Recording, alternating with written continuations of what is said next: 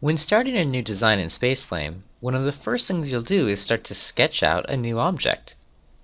In the Design tab, we've grouped together all of our sketch tools into the Sketch group. And actually inside the Sketch group, we have two main sections. The section on the left will add curves to your sketch, while the section on the right will modify your sketch. These have tools such as trim and offset. To start off, we'll sketch a single rectangle. To do this, click on the Rectangle tool to start our sketch. Before we start, I'm going to want to define this rectangle from the center. Remember, for all of your tools, we'll have tool guides in the upper left-hand corner of the screen, as well as options to help modify what we're doing. I'm going to click once in the center of the screen. When sketching, clicking once will start the sketch. Then you can move your cursor on the screen to type in dimensions. When typing in dimensions, you can press the Tab key on the keyboard to switch from one dimension to the other.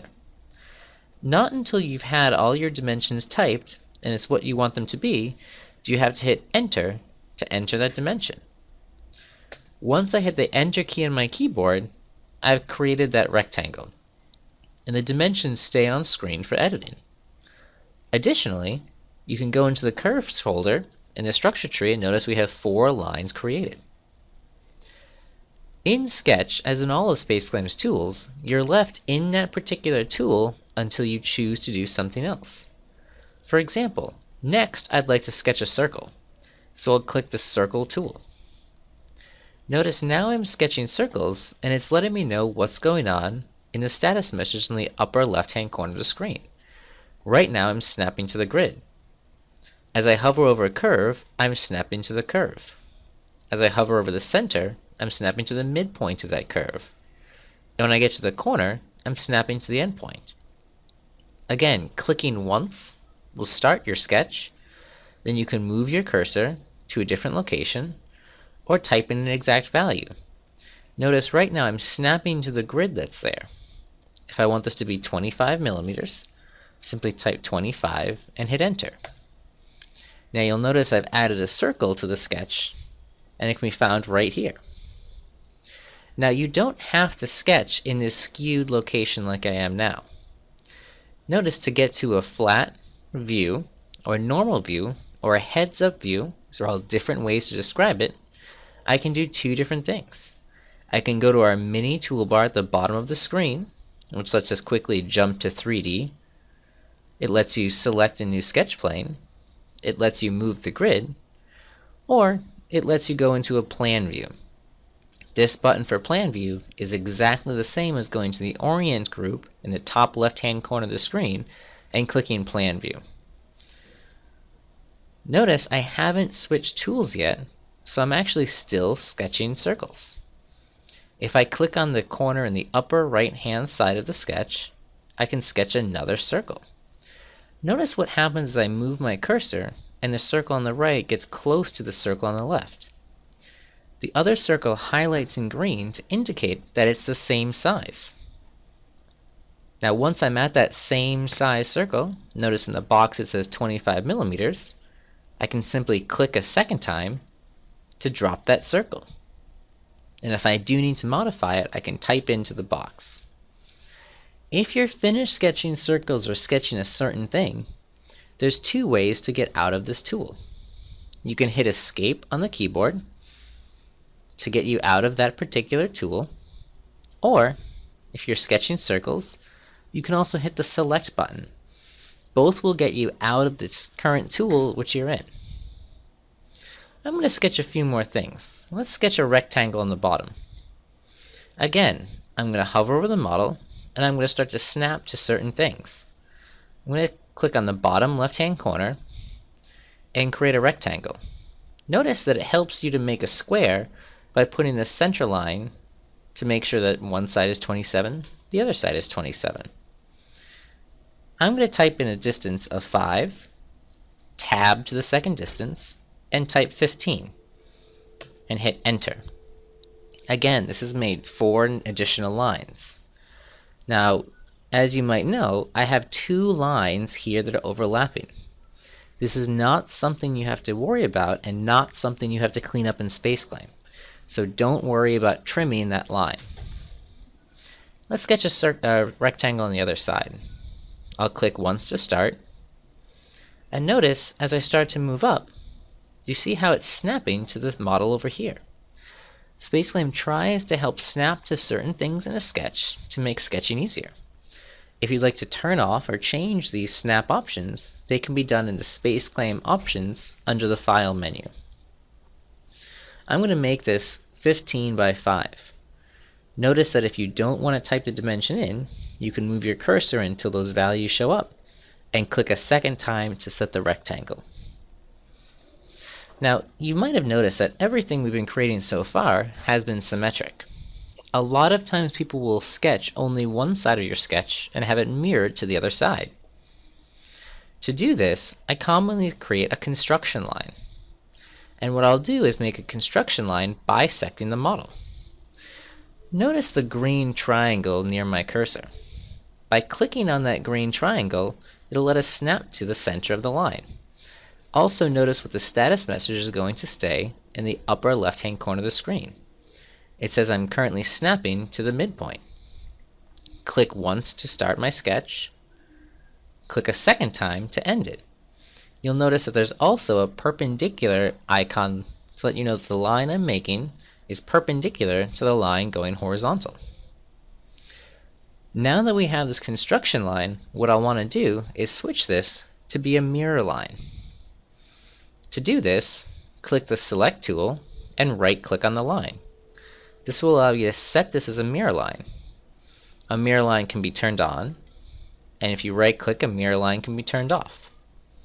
I'm going to right-click and turn this mirror line on again.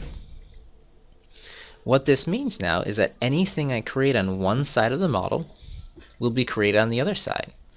Notice two quick sketches makes this on one side and makes this on the other side. To remove these, I'm simply going to undo by going to the Quick Access toolbar and pressing undo. Now that I've done this, I want to create a line coming from the center out. Now, if I click on line and want to sketch this, I don't need to make a line going from the center out, back up, and back to the center. I could not create this line, and I could start a certain distance from that line. What I'm going to do is I'm going to start to use Cartesian dimensions to find out where this line should be. In the Options panel, if you click Cartesian dimension, you can set where you're defining the sketch to start from. Notice the base point I'm moving around with my cursor, and I'll click on the corner here of the mirror line and the bottom line that's there. You'll notice the line that I'm going to start to draw is going to be a certain distance from that corner. And you'll also notice near my cursor there's dimensions that are positive. If I move my cursor here, positive, negative, negative. So you'll want to make sure you type in positive and negative dimensions to start to drive this. I'm going to make this negative 15, tab, and the height should be 0. That makes sure the line that I'm making is going to be 15 millimeters from this line here. And actually, I meant to define this as a polar dimension. So at any point you can switch this from Cartesian to polar to determine whether you want x by y driving it or an angle by a dimension. I'm going to make the angle 120 degrees, and I'm going to make the distance 14 millimeters. So typing in 14 and hitting enter will make that line segment. Now I'll simply click to connect it to the center of the model again. Now if you're done sketching, remember, you can hit escape to cancel that sketch and escape a second time to go to the Select tool. So now that I've added these sketches in the center, what I'll want to do is add one more circle here. Now remember, if you click circle, you can click the Cartesian dimension or polar dimension to set where you're starting from, but a nice shortcut for this is to tap the Shift key. If you hover over something and quickly tap the Shift key, you will dimension from that location. So if I want a circle to be 23 millimeters to the right and negative 20 down, I'll simply type those numbers in and hit enter. Now I have a circle starting in that exact location. And this circle will be 16 millimeters. Now, I've made most of the sketch that I want there. The last thing for me to do is to modify this. Remember, the tools on the left will create new things in your sketch, and the tools on the right will modify your sketches. For example, let's say we want to offset some of these curves. I'll click on our Offset button and choose this circle. Remember, because the mirror line is still on, if I offset this line, it's offset on the other side as well. I'm going to type in 4 millimeters to create that offset.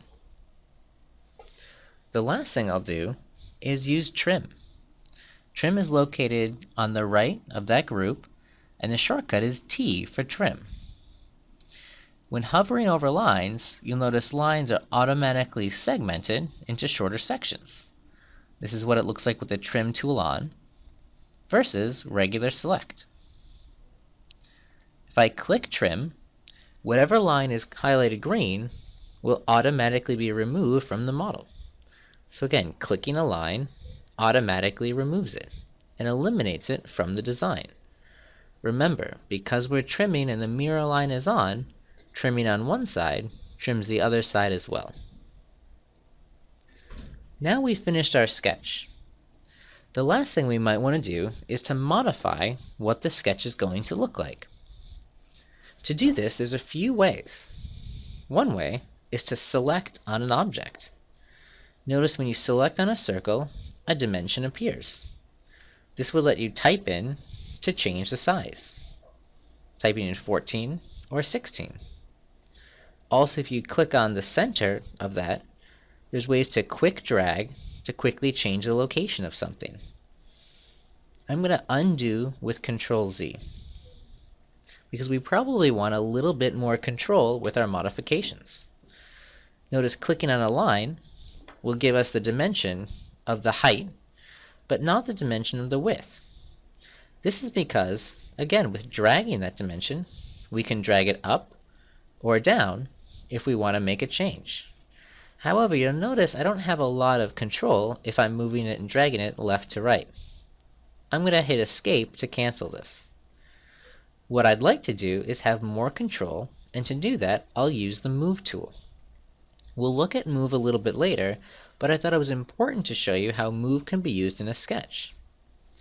I'm going to select on one line here, and our second line here by holding the Control key. Notice I have two curves in my selection. If I click the red arrow, I can now move this up or move this down to change the height of it. And if I type in a value like 2 millimeters, I've easily moved it up 2 millimeters, and I have a lot of control over that movement. I'm going to undo once. Now remember, I'm going to zoom in so we can see this a little bit better. From our selection, remember I can select on vertexes and lines and faces and edges. So now I'm going to Control select the two curves and the two curve points on either side. You'll notice when I click on the red arrow and I start to drag this up and down, the curve points are moving with the curve. This is why it's important to know what you're selecting on to determine how you want an object moved. Now what I'm going to do is quickly dimension this by using our ruler icon in our mini toolbar, or by clicking the ruler icon in the options. Again, I have what I've selected dimensioned, and I'm clicking where I'd like to dimension from. I'll type in 14 millimeters. Now let's look at this one more time. We've moved our line so it's a specific distance from the bottom. Let's say I Control select the two circles, 1 and 2. Now what I'm doing is I'm moving all of these objects at the same time. However, to control exactly where I'm moving and dimensioning one thing to another, It's common to grab the yellow ball and drag it to a new location, or choose our anchor tool guide and select on a new location. Now the move tool is on that circle as I'm moving it. And if I click that dimension button or that ruler button in the options, I can make a ruler from the bottom. So now the distance between the hole and the bottom is going to be a specific distance. I'm going to type in 28 millimeters. So we've looked at creating a sketch, we've looked at modifying a sketch, but now let's look at a few more things. What I want to look at is how to go from sketching to 3D. And there's two main ways to do this. They'll be using the 3D button inside the mode group to switch from our sketch mode to a 3D mode, or Pull will automatically take us there. And when we're going from sketch to 3D, all of the lines and curves will form surfaces provided they form closed boundaries. For instance, this was a closed boundary versus a line sticking off into space. And you'll also notice the duplicate edges and the lines we've created are not important. These will create just one single edge in 3D, which again, I can go to by either clicking the 3D mode button or Pull. Thank you for watching our sketch section. And remember, when sketching in SpaceClaim, you're creating curves in the structure tree. It's important to make these curves accurate as you sketch them, so you don't have to make modifications later on.